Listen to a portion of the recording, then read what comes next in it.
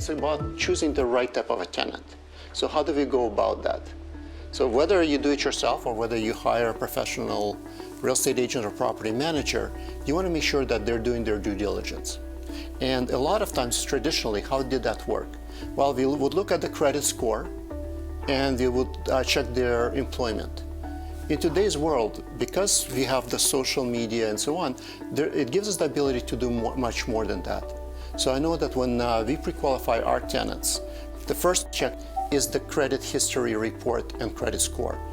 Notice one thing, I said credit history report over just the credit score. The credit score, a lot of people concentrate on the good score. The problem is the score in itself does not give you enough information. It's just a snapshot.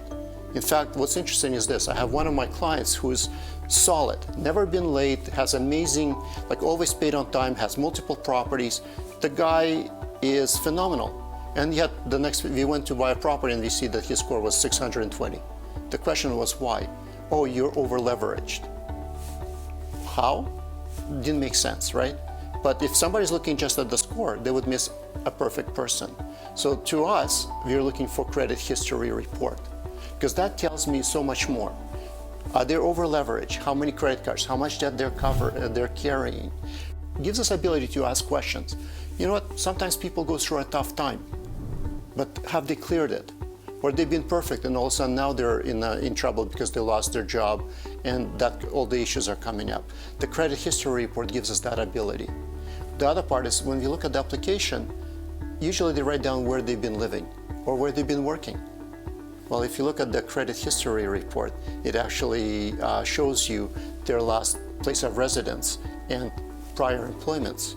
So that's, again, it's an extra step versus just a cursory glance at the score. The second one that we usually like to do is employment verification. Now, a lot of the agents, they will ask for proof of employment by way of letter, or they'll just call the number that's listed. In today's world, anything is possible. So if you want to go deeper, what I would do is actually Google the company, get their main number, call, ask for human resources, and then speak to the right person and then ask the questions. Can you see how that makes a difference versus calling up and saying, may I speak to Mr. Smith? Mr. Smith, are you the supervisor? You know, what can you tell me about this person? Well, Mr. Smith might be John, who's a friend of your applicant. So that's kind of one of the reasons, just taking it the next step. Can you see how that ensures you a better position with the tenant, doing things up front? The third one is you have people show up and they look amazing. You know, it's like they're coming to you, they're coming for a date. When they come to the date, we're all dressed up, we want to show our best side, right? But truly, do you know who they are? Are they going to be quiet? Are they going to be responsible? Do they, will they have a lot of people in the unit, or what is it going to look like? Do they have pets? Oh, we have no pets, right? Well, today, the beauty of social media, Instagram and Facebook or LinkedIn, go in, take a look, see what they're posting, see what they look like, see their pictures. Again, it's not catch-all, but would not that give you a story? So if you come in and you see somebody who's being responsible and you see more like somebody that just walks in the nature, so on, that's one picture. Yep, they're quiet, they're conservative, so on. Or you see somebody who's basically posting party animal pictures.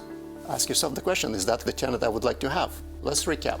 If we've done the credit history report and they're okay, we've checked the employment and everything checks out, we've gone and done the social media and everything looks good. The next check is we want to verify their past residence. Now, here's the thing. I know a lot of times we look for who's the last landlord. I like to go not to call the last landlord, but the landlord before that. And here's the reason why.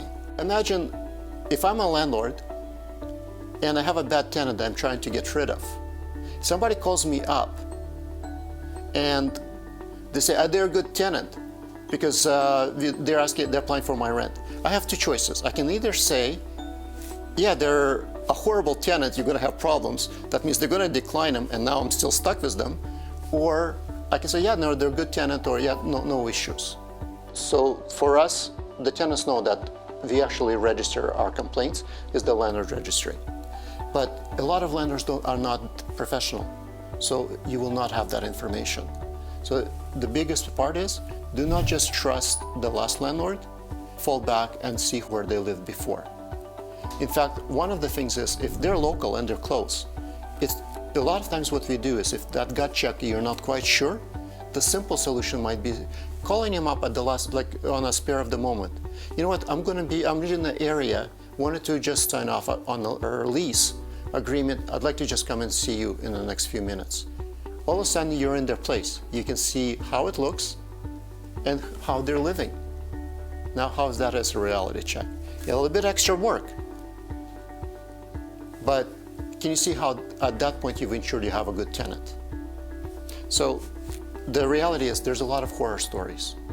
But the horror stories are there because, one, the people did not screen their tenants properly. Two, the reason the horror stories are there because they didn't follow the rules. If the rent is due on the 1st, they haven't paid it. On the 2nd, you serve them notice for non-payment of rent, eviction notice. They have 14 days to make a payment. They haven't. On the 15th day, you filed with the board. You can have them out as soon as within basically 45 days.